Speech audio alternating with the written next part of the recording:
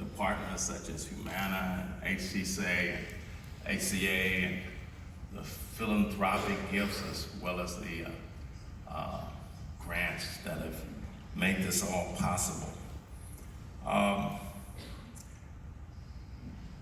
most of all want to applaud the justification and the vision for wanting to serve the community and make it healthy.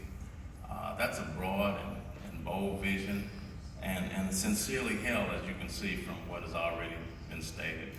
The talk about the dearth of family practitioners, the dearth of physicians, particularly physicians of color, and the goal of having those physicians, many of them at least, going into underserved communities. I want to as well applaud the health community at the University of Houston, which provides the base on which the College of Medicine is building. I've become aware over the last 2 or 3 years of all the things that so many departments are doing out in the community, and I want to applaud you all for doing that. I'll just mention a couple examples because I know we need to go on, but in fact I think the provost or the chancellor, I can't remember which one, has said that 30% or more of our graduates leave with degrees in health-related fields.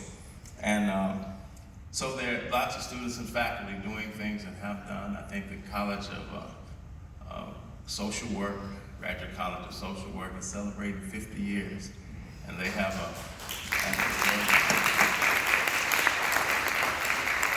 they send interns throughout the region as well as in the Third Ward to support organizations. They have as a mission a social justice mission, which complements the mission of the College of Medicine. They do all kinds of things. Recently, I think Dr. Sampson has just initiated a program to address infant mortality with offices in the Third Ward.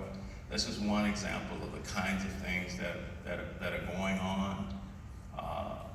The College of Education even has a health learning department that goes out and addresses diabetes prevention and similar such issues.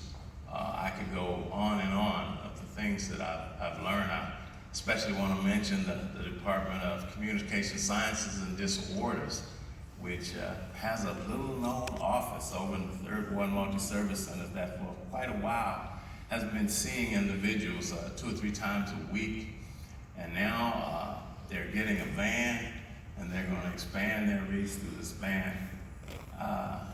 It's just really impressive what is going on.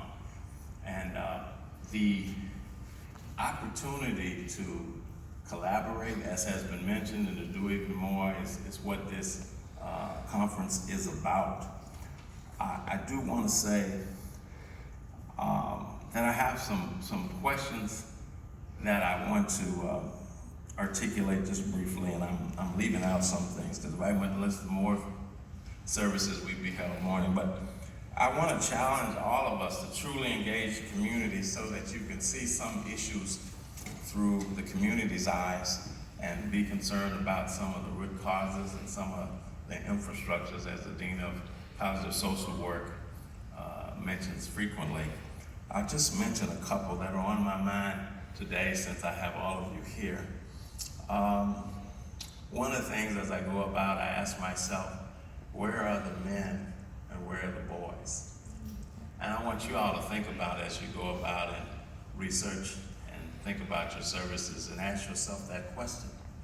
How do they learn about healthy practices and how should they? I'm thinking right now of 2 individuals who died. They were educated and intelligent, but they weren't that educated in health issues and didn't have good practices.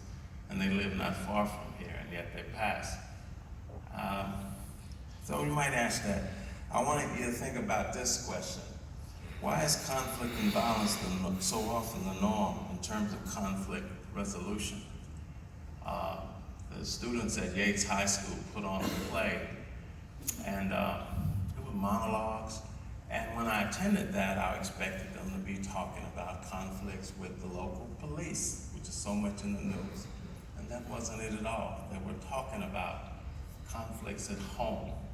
They were talking about fights between their parents and significant others. They were talking about violence against them. They were talking about conflicts with their fellow students and death threats and things like that. And it's hard to learn in that environment. And I wondered, why is that so prevalent, and whether anybody is studying that. Is that because of genetics? Is it culture? Or is that a learned behavior? Because we tell little boys, like the nerd, as we've seen on so many TV shows when they're bullied, that person should go stand up to the bully, even that person's gonna get beat up. I am, for one, tired of listening to news reports about women who get killed because some boyfriend is unhappy that they're breaking up, or some husband. And why is it so many men do that when women don't do that, even though they can squeeze the trigger of a gun as easily as men? Why is that, and what can we do about it? I'm thinking as I'm standing here about HIV and why black women are now sort of the face of HIV. And we know about different medicines, and we're constantly making improvements, and that's one of them. It's a tribute to faculty and scientists. But I'm wondering, are there other reasons? Maybe it has something to do with mass incarceration, where many men are engaging in unprotected sex while they're there. And when they come out, they get with women. Could it be, as we talk about something like policy, where they prohibit people from sending people condoms in the Texas jails, and you generally don't have conjugal visits, and maybe those policy type things should be looked at. I could go on and on, but I'm challenging you to think deeper about it, engage people who might have similar kinds of thoughts. Right now, there's a lot of talk in Third Ward and in the city about parks and biking and that kind of thing. And if you were to go to the greater Third Ward, you'd see a lot of park space. But I want you to ask the question and go back and say, are they being used? And who's using those parks? To think about that. Whether we're actually achieving our goals. If you were to go not far from here, there's a pocket park that looks beautiful, but it's not being used because the young men who sell drugs, they shoot out the lights and they stand there and the other kids don't go. And if you go to another park, there's nobody standing around, but the park equipment is just for little kids. So the middle school's kids are never seen there. And then you can go by another park and they'll have a padlock on the baseball field. And so it looks like it's a great opportunity, but because of the policies, it's not really. Again, engage the community so you can look through their eyes. And finally, just one other comment. We have so much, and often we don't know what we are doing.